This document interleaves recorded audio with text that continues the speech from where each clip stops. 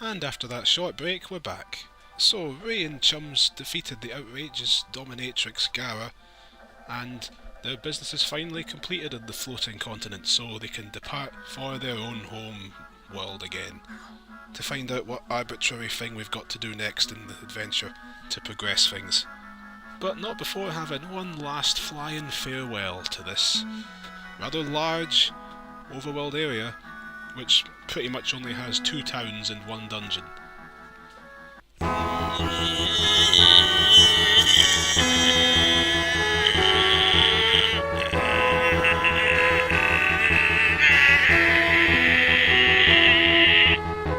Anyway, it is a pretty view from here though, isn't it? But enough nostalgia, let's get back to Old Hill and figure out what arbitrary place to go.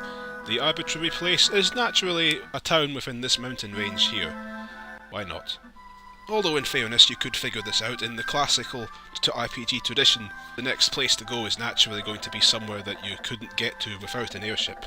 And we don't ask ourselves questions like, how does this town get any kind of food or trade supply to, or anything like that might keep it alive, surrounded by completely impassable mountains, which are themselves surrounded by a vast ocean. Well, those are questions we don't ask, especially not in Tecmo Secret of the Stars, because this is a fantasy where you let things like that not matter at all.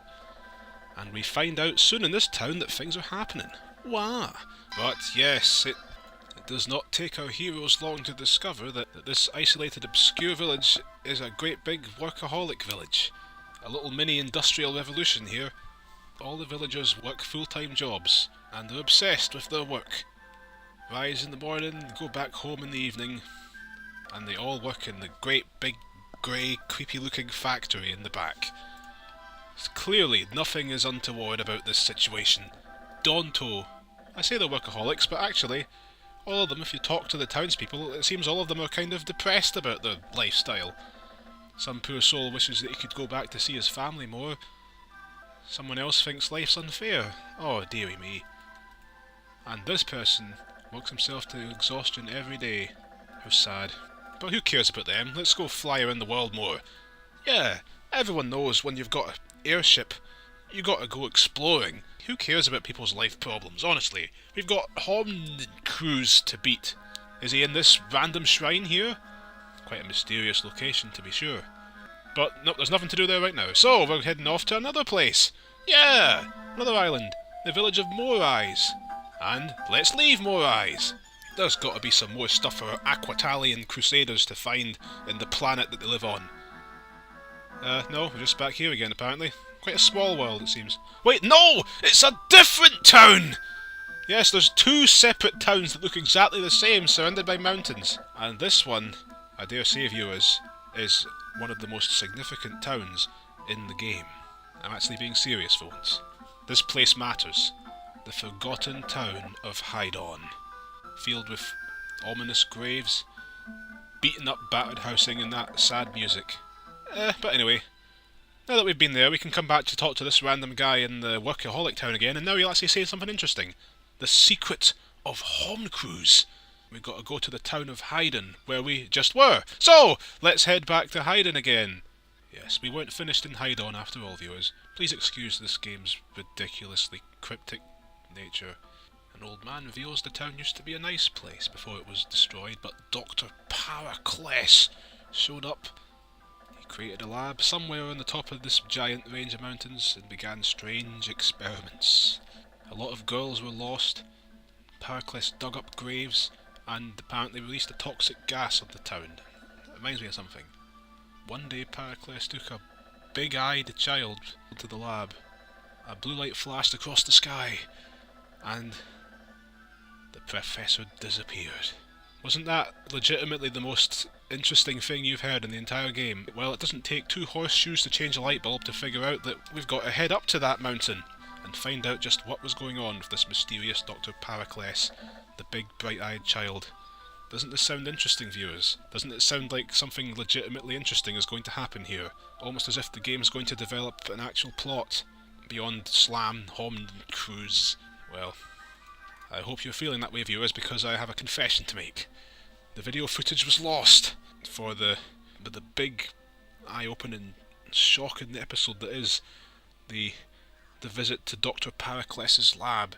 But you don't have to worry about that anymore, because in the last 8 years I've been very painstakingly preparing a high-quality, full-motion animated adaptation of the shocking events that unfold. Yes. Alright guys, this is it. We're gonna bust into the fortress of the evil science. I'm sick of this. Don't be silly, Tina. You don't have a personality. None of us do. In fact, I don't think you've said a single word since you joined the party. There you are, the evil scientist. Stop your evil at once. What's the matter? I wanted a son, so I created a son with science! But the science didn't work properly! I've created a monster! What? My son, Homncruse! Homncruse? Yes, he was a science experiment, and he went wrong, and now he's an evil demon trying to take over the world. Oh no! I don't believe it! So that's the secret to Homncruse. Hey guys, whoa, what's up? Person? Where the devil have you been? I was busy. See, I'm actually a time traveler from the future. And I came back in time to help you stop Homncruse. What? I don't believe what I'm hearing here. It's true, man. Man, what a stupid plot twist. Yeah, well, there you go. Oh, gotta go. Bosun? Oh man, jeez Louise. Frankfurters, man. Now what? Well, that's the end of that. So Homncruse was actually science all along. Yeah. What a shocking plot twist. That only makes it all the more important that we put a stop to him forever. The AQUTALLIONS will save the day. Yay!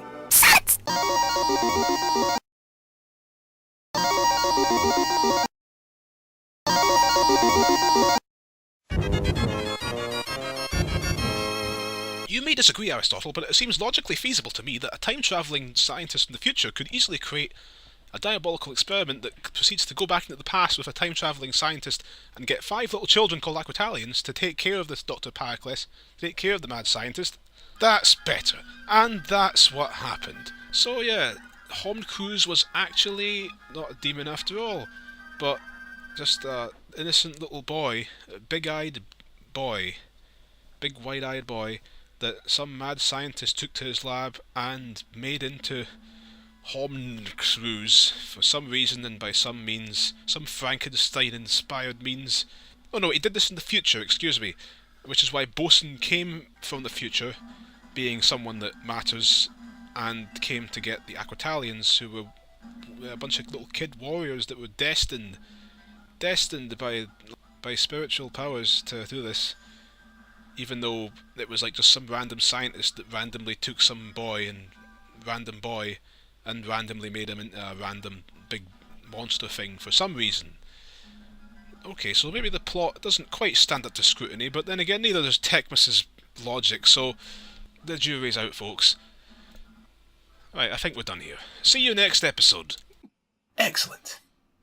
That ought to do it for another 10 years.